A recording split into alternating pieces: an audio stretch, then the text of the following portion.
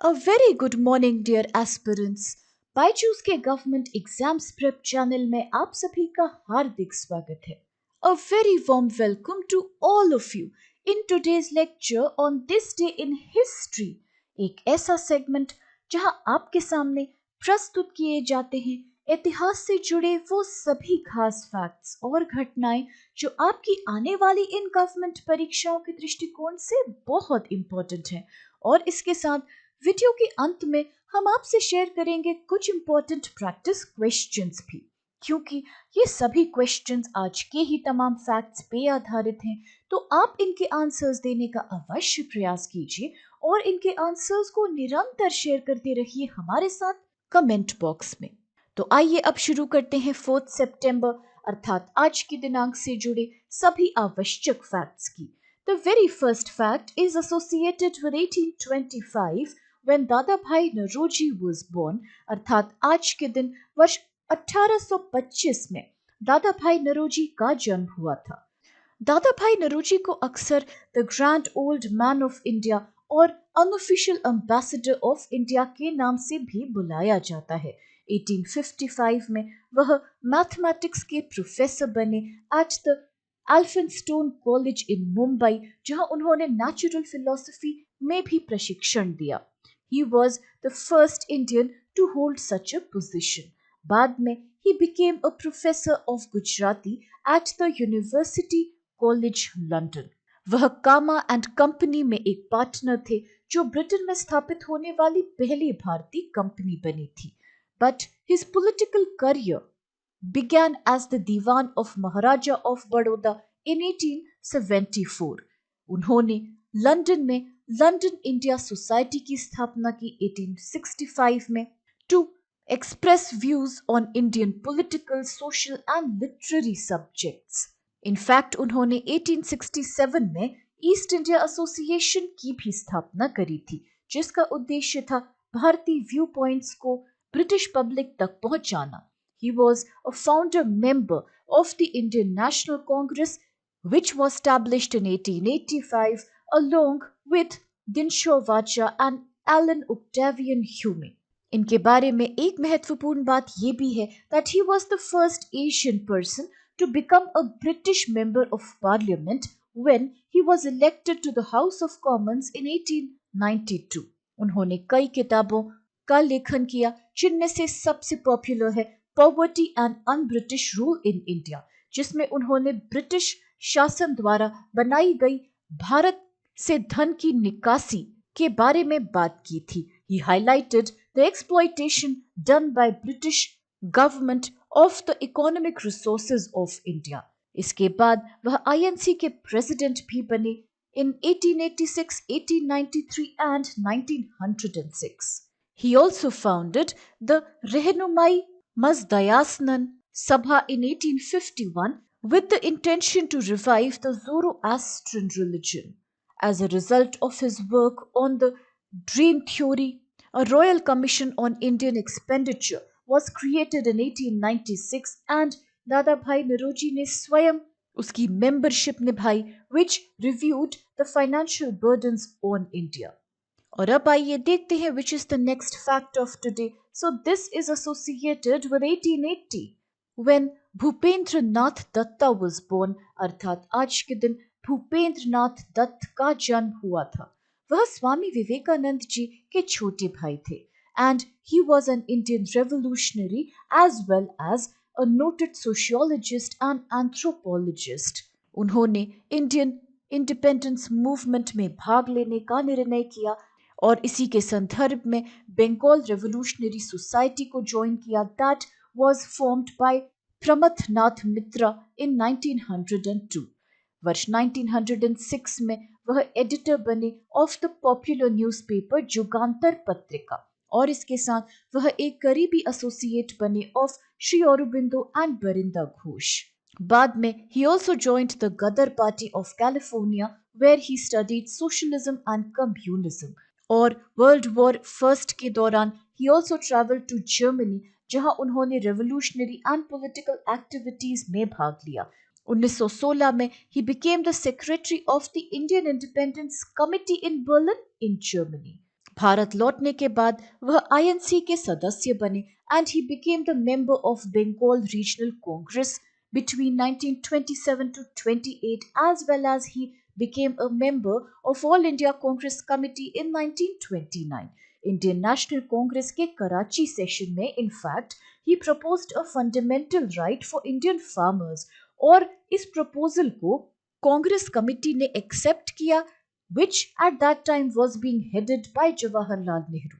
अगर बात करें इनके द्वारा लिखी गई कुछ फेमस बुक्स की, so these are dialectics of Hindu ritualism, studies in Indian social polity, Swami Vivekananda patriot prophet, a study. और अब इसके साथ let's have a look at the other fact of today. So this is associated with 1998 when Google was founded, अर्थात आज के दिन Google की स्थापना हुई थी. गूगल एक अमेरिकन मल्टीनेशनल टेक्नोलॉजी कंपनी है जो स्पेशलाइज करती है in internet related services as well as products, जिनमें शामिल हैं online advertising technologies, search engine, cloud computing, software as well as hardware. इसको माना जाता है as one of the 5 big companies in the American information technology industry, जिनमें अन्य हैं Amazon, Facebook, Apple and Microsoft.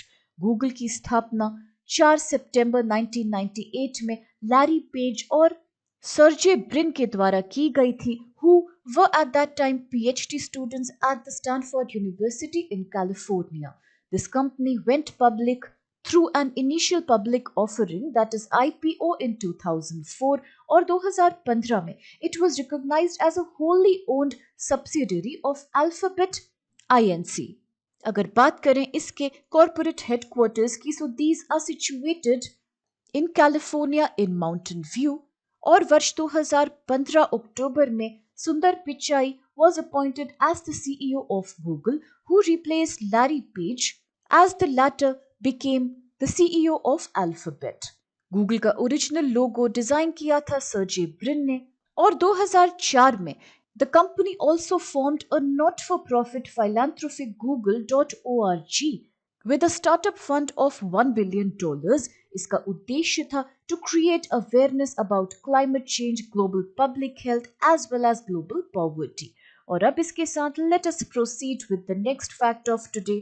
So this is associated with 2012 when Girish Hosangara Nagaraje Gowda won silver medal at Summer Paralympic Games, अर्थात गिरीश होसंगर नागराजे गौड़ा ने ग्रीष्मकालीन Paralympic खेलों में रजत पदक जीता था. He is also known as Girish N. Gowda and he is a Paralympic high jumper from India. उनका संबंध है कर्नाटका स्टेट से. उनका सबसे पहला अचीवमेंट अंतर्राष्ट्रीय स्तर पे था when he won a bronze medal at Junior World Championships for the differently abled that was held in Ireland in 2006. He was made the brand ambassador of Election Commission of Karnataka in 2017 and 19.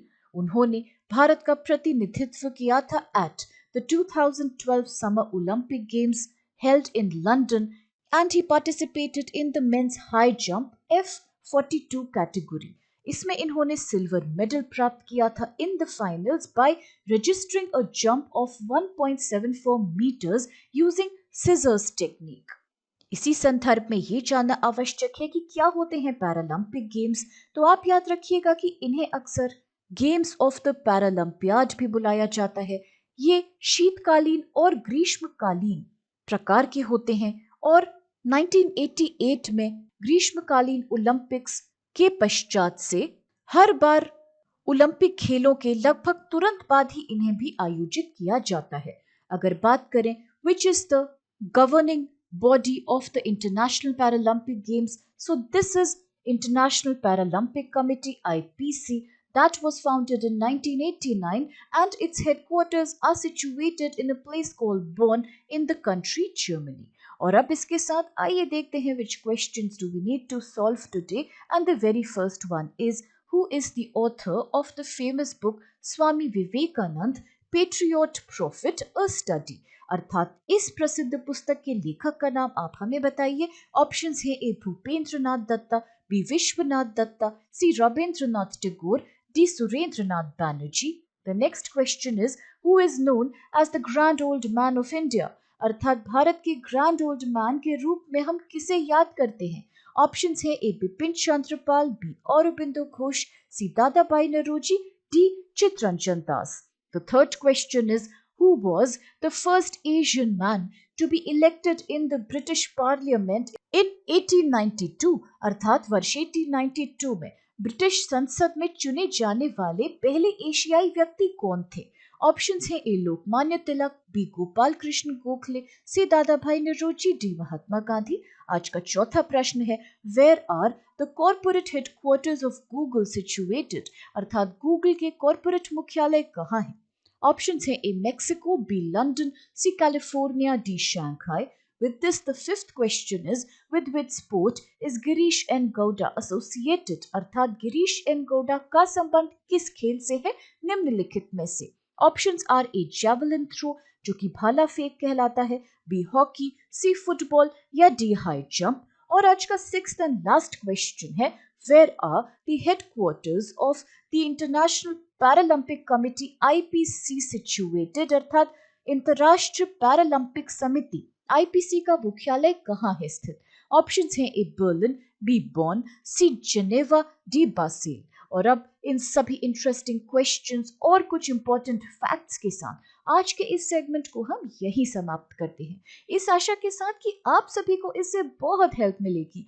Friends, अगर आपको video पसंद आए तो please channel को like, share और subscribe करना बिल्कुल मत भूलिए और इन सभी क्वेश्चंस के उत्तर भी देते रहिए हमें.